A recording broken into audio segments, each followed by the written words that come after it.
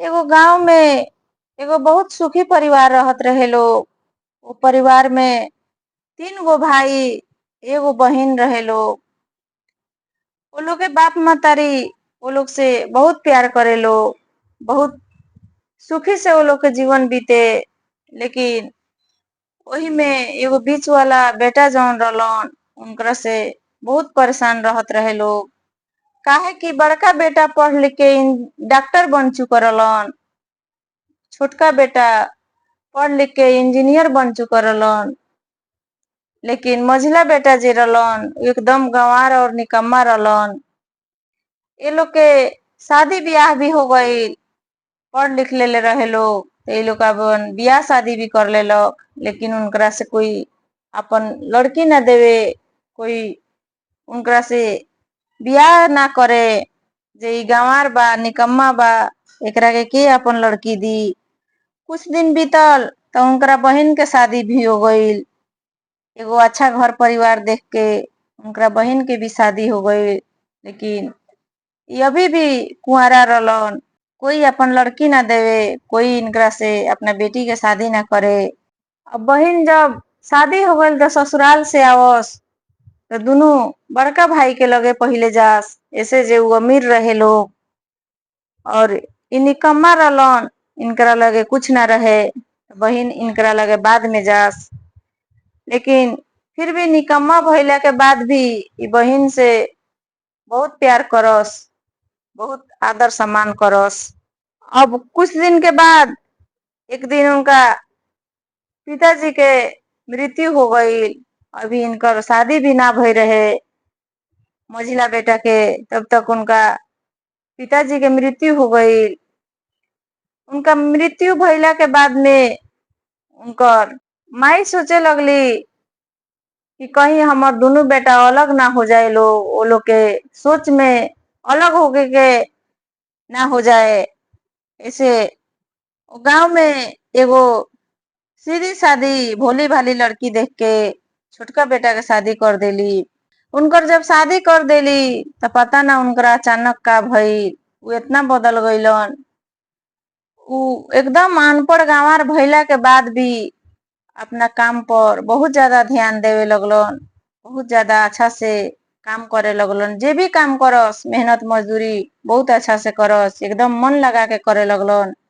उनकर कोनो हमारा दोस्त सब आवे तो वो एकदम मना कर देस, कहस कि ना हम कहीं ना जाए, हमरा काम पर जाए के बा। ऐसे जे हम पहले अकेले रहत रहनी हो, हम कैसहू अपन पेट पाल लेत रहनी हो, कैसहू अपन गुजर सफर कर लेत रहनी हो, कहीं खा लेत रहनी हो, कहीं रह जात रहनी हो। लेकिन अब हमर पत्नी बाड़ी, हमर शादी हो गईल बा, हमरा उनकरा के कमा के खियावे के पड़ी। काल के दिन में हमरा बाल बच्चा होई, बाल बच्चा खातिर हमरा कुछ जमा करे के पड़ी, कुछ सोचे के पड़ी। कह के दोस्त लोग के भगा देस और उ सीधा काम पर निकल जास। उ दोस्त लोग के साथे ना जास, बहुत मन से बहुत लगन से काम धंधा करे लगलन।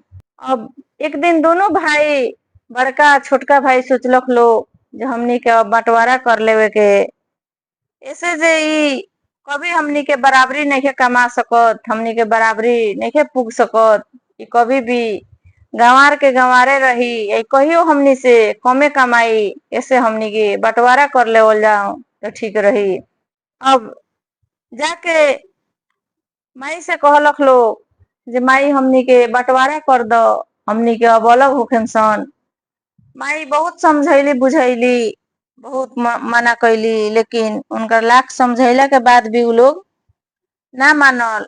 कहलक लोग जे ना, हमनी के बंटवारा करही के बा। फिर जाके वो गंवार भाई से कहलक लोग जे तू आज काम पर मत जइह, आज हमनी के बंटवारा करे के बा।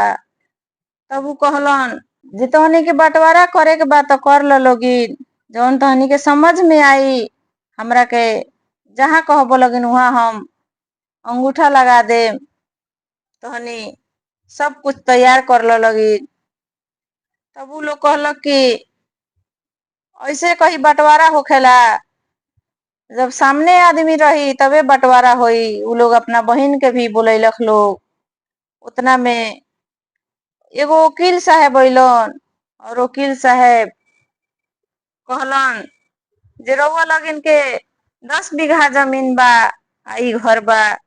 अब रउआ लगिन बताई जे हम केकरा के कितना हिस्सा लिखी, कितना के कागज बनाई केकरा के, तो हम सब सही सही हिस्सा लगा दी और कागज तैयार कर दी।